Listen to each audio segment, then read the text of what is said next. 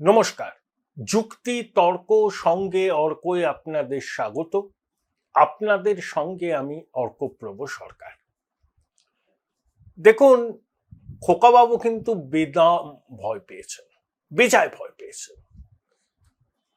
1 November Anandabazar পত্রিকায় একটি প্রতিবেদন প্রকাশিত হয়েছে, যে প্রতিবেদনের শিরোনাম হচ্ছে যে ভোটের আগে খোকাবাবুকে নাকি ফাঁসাতে পারে বিজেপির নেতৃত্ব বা কেন্দ্রীয় সরকার। ভীষণ রকম নাকি চক্রান্তের আঁচ পাচ্ছেন ছোটবাবু।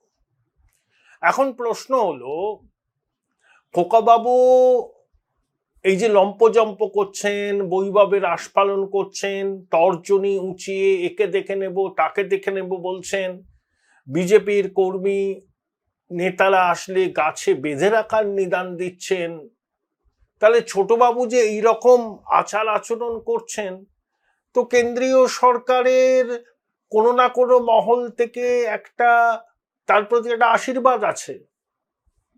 সেই জন্যই তো খোকাবাবুর এত লম্প জম্প, এত আস্ফালন। এখন প্রশ্ন হলো, কতটা মরিয়া এবং কতটা ভীত। দেখুন, অনুপ্রাণিত সংবাদ মাধ্যমে যখন এই খবরটি প্রকাশিত হয়েছে, তাহলে এইটুকু বলা যেতেই পারে যে কোথাও একটা আশঙ্কার চূড়াস্রোত কাজ করছে শাসক দলের অন্দরে, যে কিছু না কিছু একটা ঘটতেই পারে, যে কোনো মুহূর্তে ঘটতে পারে। আসলে ছোটবাবু তো অনেকবার জেরার মুখে পড়েছিলেন। কালীঘাটের কাকু যখন ইডির হেফাজতে, বর্তমানে জামিনে মুক্ত, যে কোম্পানির সিওও, সেই কোম্পানির মাথা হচ্ছে খোকাবাবু। খোকাবাবু তর্জন গর্জন করছেন, কাকু জেলে ছিলেন, বর্তমানে জামিনে রয়েছেন। এটা কি করে সম্ভব? এগুলো তো দিনের আলোর মতো স্পষ্ট। কোনো না কোনো মহল থেকে খোকাবাবুকে পরোক্ষে সমর্থন করা হচ্ছে, এবং সেই সমর্থনের বলে বলিয়ান হয়ে তিনি এইরকম আস্ফালন করছেন। তবে চিরদিন কাহারও সমানো নাহি যায়। ছোটবাবু সম্ভবত বুঝতে পেরেছেন যে এমনি করেই যায় যদি দিন যাক না, সেটা বোধহয় চলবে না। এতদিন তিনি একটা নিরাপত্তা, পরোক্ষ নিরাপত্তা, একটা রক্ষা কবচ এনজয় করছিলেন। সম্ভবত ছোটবাবু তার স্পিন ডক্টরসরা খবর পেয়েছেন সেই রক্ষা কবচটা আর থাকছে না, সেই রক্ষা কবচ প্রত্যাহারের মুখে। সেই জন্যই ছোটবাবু মরিয়া হয়ে গেছেন। যেন তেন প্রকারেণ এবারে সরকারটা তৈরি করতে হবে।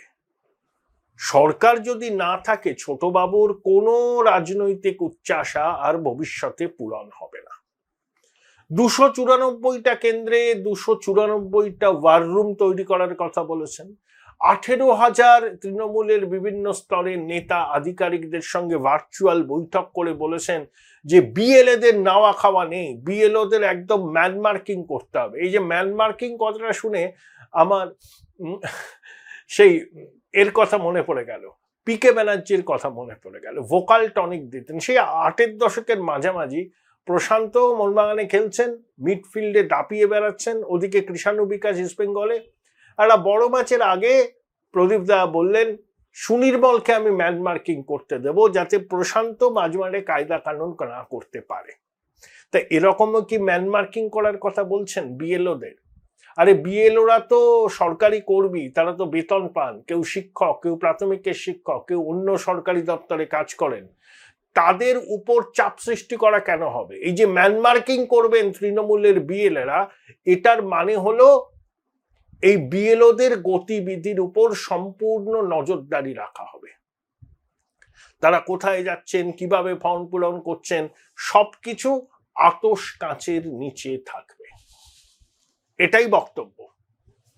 এখন কেউ কোথাও মারা গেলেই তৃণমূল দাগিয়ে দেওয়ার চেষ্টা করছে যে এসআইআর এর আতঙ্কে মৃত্যু হয়েছে। সঙ্গে সঙ্গে তৃণমূলের নানা স্তরের নেতারা ঝাঁপিয়ে পড়ছেন, কি হলো কি হলো কি হলো কি হলো, এসআইআর এর আতঙ্কে মরেছে, অসাংবিধানিক, জোর করে ভোটার তালিকা গরমিল করতে চাইছে, বিজেপি মদত দিচ্ছে নির্বাচন কমিশন, এই ন্যারেটিভ তৈরি করছে। জাস্টিস ফর প্রদীপ কর বলে রাস্তায় নেমে আন্দোলন করেছে, ইত্যাদি ইত্যাদি। কিন্তু কোথাও কি চিড়ে ভিজছে? ভারতবর্ষে 12টা রাজ্যে এসআইআর হবে, কোথাও এইরকম রাজনৈতিক আকচির খবর আপনারা পাচ্ছেন? কোথাও পাচ্ছেন না, শুধু পশ্চিমবঙ্গে পাচ্ছেন। কারণ শাসক ভীত। যে শাসক জন্ম থেকে মৃত্যু পর্যন্ত মানুষের পাশে আছে, নানাবিধ কাজ করেছে, কত রকম প্রকল্প, কন্যাশ্রী, রূপশ্রী, লক্ষ্মীর ভান্ডার, সবুজ সাথী, স্বাস্থ্য সাথী, সমব্যথী। দিদিমণি একবার বলেছিলেন 90% কাজ তিনি 2 বছরের মধ্যে করে দিয়েছেন। যারা এত কাজ করেছেন তারা একটা রুটিন প্রক্রিয়াতে ভয় পাচ্ছেন কেন? ভয় পাচ্ছেন ওই কারণেই যে এসআইআর হলে তৃণমূলের আত্মার আত্মীয়, ওই যে মৃত ভোটাররা, ওই যে একাধিক জায়গায় নাম তোলা ভোটাররা, ওই যে অনুপ্রবেশকারীরা, তারা নামটা বাদ যেতে পারে, তাহলে ভোট ব্যাংক ক্ষতিগ্রস্ত হবে। এটাই একমাত্র কারণ।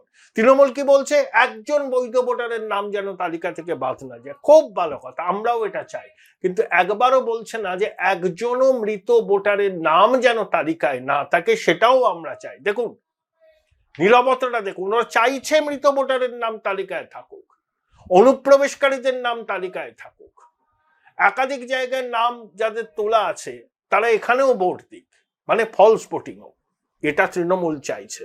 যদি আপনারা এটা বলতেন আমরা চাই একটা স্বচ্ছ ভোটার তালিকা, একজনও বৈধ ভোটার যেন তালিকার বাইরে না যায় এবং একজনও অবৈধ ভোটারের নাম যেন তালিকায় না থাকে, ভোটার তালিকাকে জঞ্জাল মুক্ত করতে হবে। এজন্য আমি আমাদের কর্মীদের ইনস্ট্রাকশন দিয়েছি যে তারা যেন কমিশনের সঙ্গে সহযোগিতা করে। সেটা কিন্তু বলছে না, কমিশনের বিএলওদের উপর চাপ সৃষ্টি করা। মুখ্যমন্ত্রীও আগে ধমকানি চমকানি দিয়েছিলেন, ছোটবাবুও দিয়েছেন, তৃণমূলের নানা স্তরের নেতারাও দিচ্ছেন।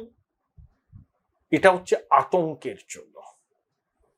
এই আতঙ্ক এতটা চেপে বসেছে, সেজন্য বলতে বাধ্য হচ্ছেন যে এসআইআর এখন ওদের অগ্রাধিকার। আবার এসআইআর এর বিরোধিতাকে পয়েন্ট অফ নো রিটার্নের জায়গাও নিয়ে যেতে চাইছে না। তাহলে কমিশন ব্রহ্মাস্ত্র প্রয়োগ করবে, আর ব্রহ্মাস্ত্র প্রয়োগ করে রাজ্যে যদি নির্বাচন হয় তৃণমূল 50-এর নিচে নেমে যাবে। কারণ এই রাজনৈতিক দলটির সঙ্গে পুলিশ ছাড়া নেই কেউ। সংখ্যালঘুদের একটা অংশের সমর্থন, কিছু বেনিফিশিয়ারি আর পুলিশ। তৃণমূলের নানা স্তরের নেতারা পুলিশের নিরাপত্তা পান, হয়তো তাদের পাওয়ার যোগ্যতাই নেই, পান। পুলিশ এই সরকারটাকে বাঁচিয়ে রেখেছে। এখন যদি এসআইআর করতে গিয়ে কমিশন বাধাপ্রাপ্ত হয়, কমিশন বলে না না আমরা পাচ্ছি না, যেরকম ধমকানি চমকানির মুখে আমরা এসে পড়ছি, বিএলওরা নিরাপত্তাহীনতায় ভুগছেন, রাজ্য প্রশাসন বিএলওদের নিরাপত্তা দিতে পারছেন না, আমরা এসআইআর কে স্থগিত করলাম, এই সরকারের মেয়াদ শেষ হলে আবার আমরা বিজ্ঞপ্তি জারি করে এসআইআর নতুন করে শুরু করব। তাহলে নির্ভুল ভোটার তালিকা যারা ভোট তো হয় না, কমিশনকে কেউ বাধ্য করতে পারে না যে এইভাবেই নির্বাচন করা হোক। তাহলে কমিশন 2026-এর 5ই মের পরে নির্বাচন করবে না, রাষ্ট্রপতি শাসন জারি হবে, এসআইআর হবে, তারপরে ভোট হবে, হয়তো সেদিকেই যাচ্ছে। এখনো তো বিএলওরা বাড়ি বাড়ি গিয়ে এনুমারেশন ফর্ম জমা দিচ্ছেন না, তা সত্ত্বেও দেখুন কিরকম চাপ সৃষ্টির কৌশল নিয়েছে শাসক দল তাদের উপরে। এর থেকেই বোঝা যায় যে পরিস্থিতি কতটা উদ্বেগজনক, কতটা সঙ্গীন। Morning shows the day. শুরুই হলো না এসআইআর, বিএলওরা বাড়ি বাড়ি এখনো যাননি, যাবেন কয়েকদিন পর। তার আগে থেকেই ধমকানি চমকানি, বিএলওদের ম্যানমার্কিং করা, 294টা কেন্দ্রে ওয়ার রুম করতেই পারেন। আপনারা যদি বলেন আমরা চাই নির্বাচন কমিশন স্বচ্ছতার সাথে কাজ করুন, প্রত্যেক বৈধ ভোটারের নাম তালিকায় থাকুক, কিন্তু একজন মৃত ভোটার, অবৈধ ভোটারের নাম যেন তালিকায় না থাকে, কোন অনুপ্রবেশকারীদের নাম যেন তালিকায় না থাকে, তাহলে বুঝবো যে দম আছে। সেটা তো বলছেন না, কারণ ওরাই তো আপনাদের ভোট ব্যাংক, ওদের ভোটেই তো জেতেন। ওই দ্বিজেন বাবু আবার হয়তো ভোট দিতে আসবেন। শ্রমিক ভট্টাচার্যের প্রয়াত বাবা মা আগের লোকসভা নির্বাচনে ভোট দিয়েছেন। শ্রমিক বাবু রসিকতা করে বলেছিলেন আধ ঘন্টা আগে যদি পোলিং বুথে যেতাম তাহলে প্রয়াত বাবা মার সঙ্গে দেখা হয়ে যেত। এটাই বাস্তব। এটাই বাস্তব, এটাই ভয় শাসকের। তাই যেন তেন প্রকারেও বিএলওদের উপর চাপ সৃষ্টি করা, বিএলওদের হাতেই কিন্তু আসল চাবিকাঠিটা। তবে তাদেরকে কমিশন সতর্ক করে দিয়েছে, যদি প্রমাণিত হয় তালিকায় জল মেশাচ্ছেন, কঠোর শাস্তির মুখে পড়তে হবে। বিহারে কিন্তু এটা হয়েছে, সেখানে এনডিএ সরকার, তাও হয়েছে। পশ্চিমবঙ্গের ক্ষেত্রে কমিশন কিন্তু স্পষ্ট জানিয়ে দিয়েছে, কোনো শোকজ মকজ নয়, সাসপেন্ড, চাকরিতে আপনাদের ক্ষতি হবে।